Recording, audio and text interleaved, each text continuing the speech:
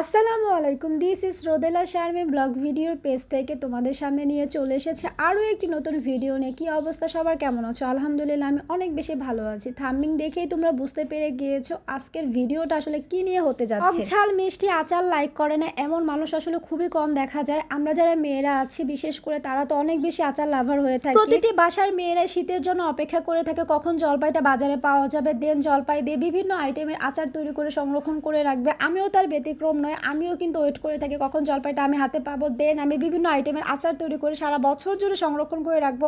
আচার কিন্তু আমার অনেক বেশি পছন্দ, আমি অনেক আচার লাভার, দেন আমার পরিবারের সবাই আচার অনেক বেশি পছন্দ করে থাকে। খিচুড়ির সাথে আচারটা খুবই ভালো জমে, খিচুড়ির সাথে আচার ছাড়া আমি কল্পনা করতে পারি না। আমি মূলত আজকে যে আচারটা তৈরি করতে যাচ্ছি এটা খিচুড়ির সাথে খাওয়ার জন্যই। ফার্স্টে আমি জলপাইটা ভালো করে ওয়াশ করে নিয়েছিলাম, দেন সিদ্ধ করে নিয়েছি। এরপরে জলপাইয়ের বিচি থেকে আঁশটা ছাড়িয়ে নিয়েছি।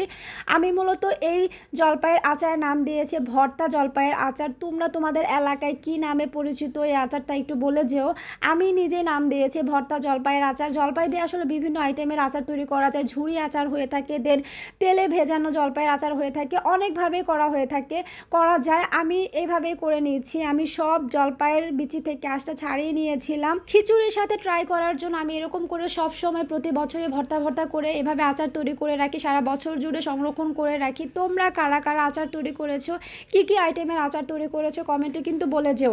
আমার ভিডিও যদি তোমাদের কাছে ভালো লেগে থাকে অবশ্যই লাইক কমেন্ট শেয়ার করে আমার পাশে থাকবা। ওইদিকে আমার আম্মু জলপাইয়ের আচারের জন্য যে সমস্ত মশলা লাগবে সব কিছু ভেজে নিয়েছে, যেমন হচ্ছে শুকনো মরিচ, দেন হচ্ছে পাঁচফোড়ন, জিরা, সব কিছু ভেজে নিয়েছে। আমি আবার হচ্ছে প্লাস্টিক দিয়ে নিয়েছিলাম হাতের মধ্যে, কারণ জলপাইয়ের প্রচুর পরিমাণে খাট থাকে, হাত নষ্ট হয়ে যাওয়ার চান্সেস থাকে, তাই জন্য প্লাস্টিক দিয়ে দেন হচ্ছে এগুলো ছাড়িয়ে নিয়েছিলাম। এরপরে হচ্ছে আমি কিছু বিচি আলাদা করে ফেলে দিয়েছিলাম, কারণ জলপাইয়ের ভেতর এত বিচি দিব না, তাই জন্য। এরপর আমি এগুলো ঢেকে রেখেছি। এখন আমি মশলাগুলো বাটাবাটি করে পিষে গুঁড়ো করে নিব। কোনো কাজই আসলে সহজ নয়, আবার পারলে সবই সহজ।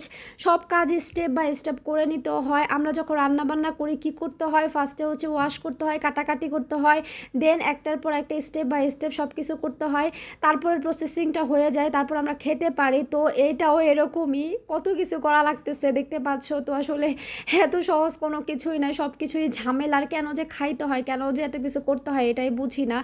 তো গাইজ দেখতে পাচ্ছ আমার সব কিছুই করা হয়ে গিয়েছে, সমস্ত মশলা আমি গুঁড়ো করে নিয়েছি। তো গাইজ হঠাৎ একটু প্রয়োজনে আমি বাহিরে চলে গিয়েছিলাম। দেখো আচারের ফাইনাল লুকটা করে ফেলেছে আমার আম্মু। এসে দেখি এত টেস্টি লোভনীয় লাগতেছিল, মানে কি বলবো, অনেক টেস্টি লোভনীয় হয়েছে আচারটা। তোমাদের যদি পানি চলে আসে জিভে তাহলে কিন্তু আমার একটু দোষ নাই।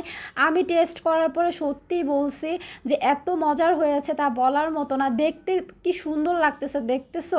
তো গাইস আজকের ভিডিওটা এই পর্যন্তই থাকতেছে, দেখা হবে পরবর্তীতে অন্য কোনো ভিডিও নিয়ে। সে পর্যন্ত তোমরা ভালো থাকো, আল্লাহ হাফেজ।